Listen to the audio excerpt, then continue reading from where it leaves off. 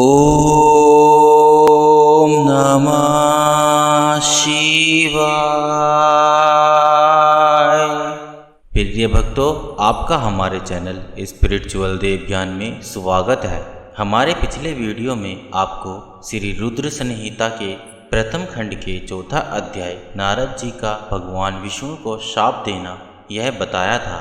आज इस वीडियो में हम आपको श्री रुद्र संहिता के 5वां अध्याय, जिसमें नारद जी का शिव तीर्थों में भ्रमण व ब्रह्मा जी से प्रश्न है, तो चलिए प्रारंभ करते हैं। सूत जी बोले, महर्षियों, भगवान श्री हरि के अंतर्धान हो जाने पर मुनि श्रेष्ठ नारद शिवलिंगों का भक्ति पूर्वक दर्शन करने के लिए निकल गए। इस प्रकार भक्ति मुक्ति देने वाले अनेक शिवलिंगों के उन्होंने दर्शन किए।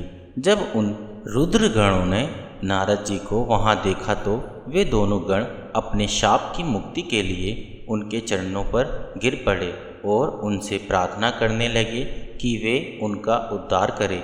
नारद मुने, हम आपके अपराधी हैं। राजकुमारी श्रीमती ने स्वयंवर में आपका मन माया से मोहित था। उस समय भगवान शिव की प्रेरणा से आपने हमें शाप दे दिया था। अब आप हमारी जीवन रक्षा का उपाय कीजिए। हमने आप में कर्मों का फल भोग लिया है। कृपा कर हम पर प्रसन्न होकर हमें शाप मुक्त कीजिए। नारद जी ने कहा, हे रुद्रगणों, आप महादेव के गण हैं, आप सभी के लिए आदरणीय हैं। उस समय भगवान शिव की इच्छा से मेरी बुद्धि भ्रष्ट हो गई थी, इसलिए मोहवश मैंने आपको शाप दे दिया था। आप लोग मेरे इस अपराध को क्षमा कर दे, परंतु मेरा वचन झूठा नहीं था, इसलिए मैं आपको शाप से मुक्त का उपाय बताता हूँ।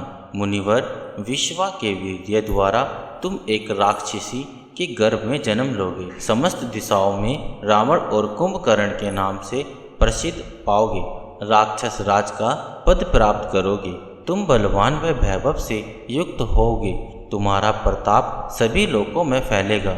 समस्त ब्राह्मण के राजा होकर भी भगवान शिव ने परम भक्तों में होगी। भगवान शिव के ही दूसरे स्वरूप श्री विष्णु के अवतार के हाथों से मृत्यु पाकर तुम्हारा उद्धार होगा तथा फिर अपने पद पर प्रतिष्ठित हो जाओगे। सूत जी कहने लगे कि इस प्रकार नारद जी का कथन सुनकर वे दोनों रुद्रगण प्रसन्न होते हुए वहां से चले गए और नारद जी भी आनंद से सारोवर हो मन ही मन शिव जी का ध्यान करते हुए शिव तीर्थों का दर्शन करने लगे। इसी प्रकार भ्रमण करते करते वे शिव की प्रिय नगरी काशीपुरी में पहुँचे और काशीनाथ का दर्शन कर उनकी पूजा उपासना की।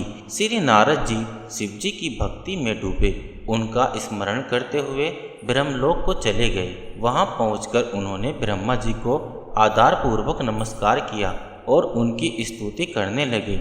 उस समय उनका हृदय शुद्ध हो चुका था और उनके हृदय में शिव जी के प्रति भक्ति भावना भी थी और कुछ नहीं। नारद जी बोले, हे पितामह, आप तो परम ब्रह्मा परमात्मा के स्वरूप हो अच्छी प्रकार से जानते हो। आपकी कृपा से मैंने भगवान विष्णु के महात्म्य का ज्ञान प्राप्त किया है। भक्ति मार्ग, ज्ञान मार्ग, तपो मार्ग, दान मार्ग तथा तीर्थ मार्ग के बारे में जाना है, परंतु मैं शिव तत्व के ज्ञान को अभी तक नहीं जान पाया हूँ। मैं उनकी पूजा विधि को भी नहीं जानता हूँ, अतः अब मैं उनके बारे में सभी कुछ जानना चाहता हूँ। मैं भगवान शिव के विभिन्न चित्रों, उनके स्वरूप तथा वे सृष्टि के आरंभ में मध्य में किस रूप में थे, इनकी लीलाएं कैसे होती है और प्रलय काल में भगवान शिव कहाँ निवास करते हैं, उनका विवाह व उनके पुत्र कार्तिकेय के जन्म आदि की कथाएं मैं आपके श्रीमुख से सुनना चाहता हूँ। भगवान शिव कैसे प्रसन्न होते हैं और प्रसन्न होने पर क्या क्या प्रदान करते हैं, इस संपूर्ण वृत्तांत को मुझे बताने की कृपा करें। अपने पुत्र नारद की ये बात सुनकर पितामह ब्रह्मा बहुत प्रसन्न हुए। प्रिय भक्तों, इसी प्रकार श्री रुद्र संहिता का प्रथम खंड 5वां अध्याय पूर्ण हुआ। ओम नमः शिवाय।